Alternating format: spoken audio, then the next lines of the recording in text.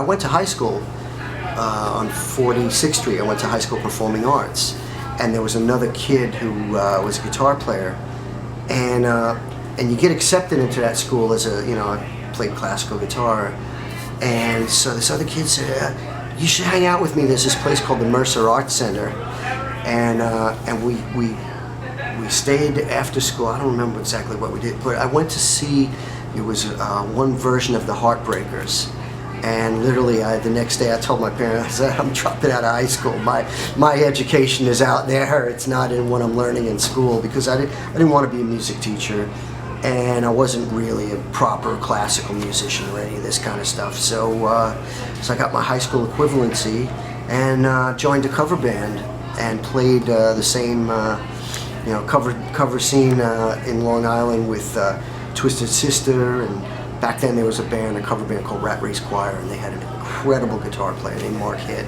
And I've talked to Zach Wilde about it. I said, hey, do you ever see Mark Hitt? And we're all like, this guy was like paved the way for so many guitar players. And then little bit by little, I realized, well, I need to, get in a band that plays original music. And I joined a band called Fine Malibus, and we lived in the music building on 30th Street.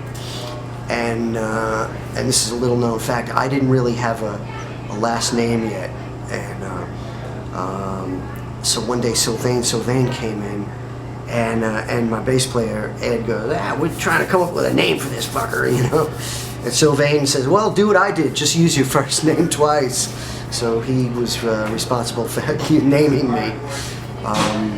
So in that band, we weren't really, we had elements of like punk rock in it, but we weren't a punk band. So the club that we played was Great Gildersleeves, which was like 2 doors down from CBGB's on Bowery.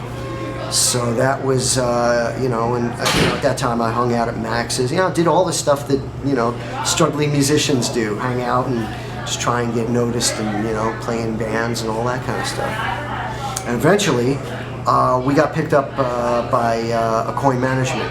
Bill Aucoin saw the band, and at the end it became apparent that I needed to move on from that band. So I got a call from Bill one day, and he said, hey, I'm bringing over this singer from England, Billy Idol. Would you be interested in meeting with him? And I met Billy, and the rest is, rock and roll partnership history. I have a brother who's 5 years older, so I kind of inherited his record collection. And but I think the first proper record that I bought was the Beatles' Yellow Submarine, because it was all colorful, and as a little kid, I was like, oh, I want that. I started playing when I was really young. I mean, I got a guitar in my hands when I was 7.5 years old, so I just kind of liked whatever my brother liked,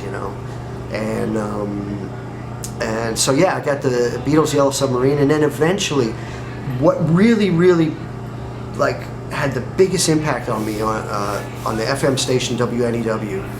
I used to listen to Alison Steele, but every Friday Scott Muni would have a show called Things from England, and he would play all the English imports. And for some reason, as a kid, the English prog scene at that time, like Yes and Emerson, Lake and Palmer, and Genesis particularly, and King Crimson, I think those guitar players really spoke to me because they played so many different styles of music, and all these elements that I was into, like a little bit of classical and jazz and all that. They weren't just playing blues stuff, so I became, a real prog head as a young kid.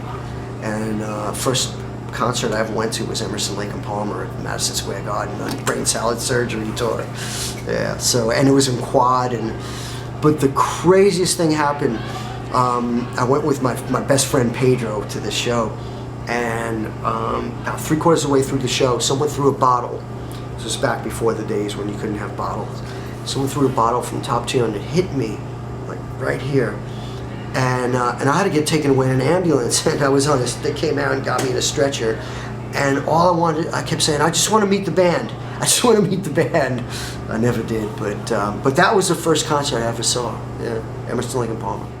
Most of the 70s, was me playing in a cover band, and it was you played 3 sets a night, and we actually worked, 4 nights a week. We were like a self-sufficient a little business. We had our own truck, we had our own rehearsal place, and it was the best fucking training ground because I got to play, all my favorite, Guitar Hero stuff. We do Zeppelin and even Yes and all this kind of, whatever we could think of. So that was like the early part of the 70s. Eventually, as I said, I moved into Manhattan with a band, and these were all 4 guys from Clarksville, Tennessee. And we eventually recorded, we went down to the Bahamas. We recorded at Compass Point Studios, and the producer on that record was Jimmy Miller, who was the producer of the Rolling Stones. And you're talking about guys, we didn't even have a pot to piss in. And they put us up in the Rolling Stones house down there, and we thought we had it made, and it was like, hey, we're on our way. And we completely blew it.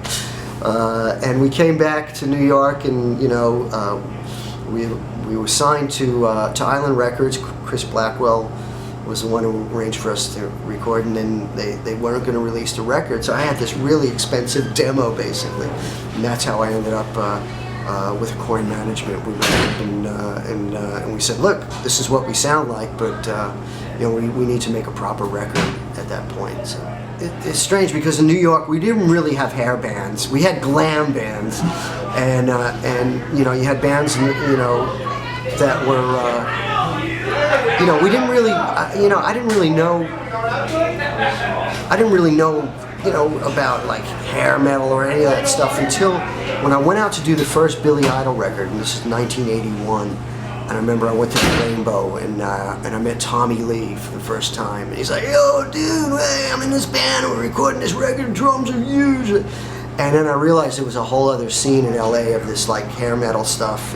Because I never really considered, I certainly didn't consider Van Halen a hair metal band because Eddie was so damn good, They were just the band that had the best guitar player. But then as time went on, you had bands, that I became aware of, like Rat, and then I was all, I think we were already on tour, and I think we'd already done, certainly had done Billy's first record. Maybe Rebel Yell was out before I even saw, Poison or something on MTV. So in New York, honestly, I can say that there really wasn't a hair metal, scene in New York. And certainly working with Billy Idol, he was always stressing the more punk rock side of things, although, he was into things like Susie and the Banshees and Public Image. So I think that's where I kind of developed this weird guitar thing where I was taking all my Guitar Hero stuff of Hendrix, Page, Beck, Clapton, and still keeping that stuff in my guitar playing, as well as listening to the stuff that Billy was into. And then also Billy was into, all the classic stuff like The Doors and Sweet and Mott the Hoople and all this other stuff. So it's like, Billy Idol records are a real gumbo of just weird styles, all these different styles put together. I had a subscription to this. This is Rock Scene Magazine, and we have here the July 1977 issue. And this is when I had the subscription. I got this issue. And on the cover, you've got Patti Smith Television. There's Tom Verlaine, Springsteen. People don't realize that Springsteen played Max's Kansas City, and he was part of that whole scene. I think he got his record deal out of it. You got Iggy Pop, who's still the most badass motherfucker out there. But check it out. Who do we got here? We got Billy Idol. And this is documenting Billy's first trip to New York City. And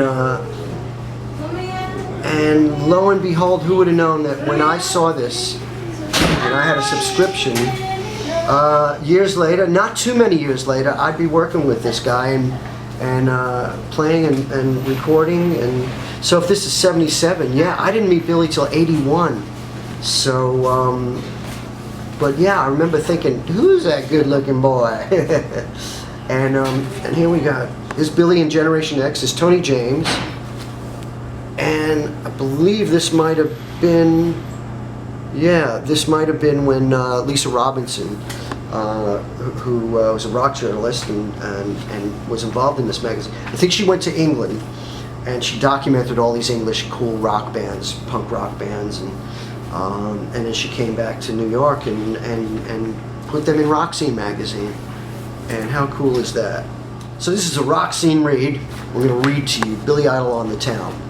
So when Billy Idol of Generation X made a preliminary visit to the United States, I don't think they knew he was planning on leaving the band, but I know. So he made a preliminary visit to the United States to pave the way of the group's formal debut later this year. Rock Scene was on hand to greet him in behalf of his future fans everywhere. And so, let's see here. Who's he hanging with? The Blessed. Members of the Blessed. There we go. Awesome. This is great. And here's Sylvain hanging with Billy, who eventually gave me my name, my stage name. And there's Billy looking like he looked like a baby there. Wow. It's great. Awesome.